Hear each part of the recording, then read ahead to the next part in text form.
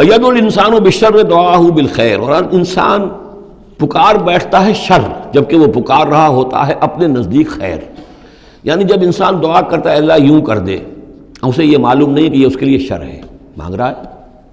جیسا کہ ہم پڑھ چکے ہیں سورہ بقرہ میں، عسیٰ ان تکرہوا شیئا وہو خیر لکم، کہ اللہ یہ چیز مجھ سے دور کر دے، جو چیز تم ناپسند کرتے ہو حقیقت میں اس میں تمہارا خیر ہے۔ وعسیٰ ان تحبوا شیئا وہو شر لکم، اور ہو سکتا ہے تم کسی شے کو پسند کرو اور اس میں تمہارے لیے شر ہے۔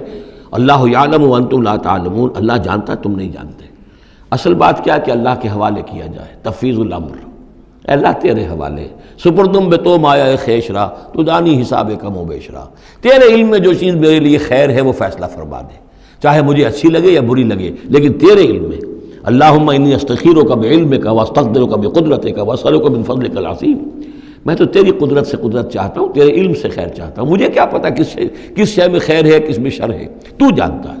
لیکن انسان کیا ہے، وہ تو اپنی عقل کو آگے رکھتا ہے، اے اللہ یوں کر دے، ایسا ہو جانا چاہیے، حالانکہ اس کو نہیں معلوم کہ بے وقوف جو شے مانگ رہا ہے وہ اس کے لیے خیر نہیں ہے، شر ہے۔ وَيَدْعُ الْإِنسَانُ بِالشَّرِّ دُعَاءَهُ بِالْخَيْرِ، اور انسان مانگ بیٹھتا ہے اپنے لیے شر جبکہ وہ مانگ رہا ہوتا ہے اپنے تئیں، اپنے خیال میں، اپنے ذوق میں خیر۔ وَكَانَ الْإِنسَانُ عَجُولًا، اور انسان بہت جلد باز ہے۔ اس جلد بازی کی وجہ سے، شارٹ سائٹڈنس کی وجہ سے وہ شر کو خیر، خیر کو شر سمجھ بیٹھتا ہے۔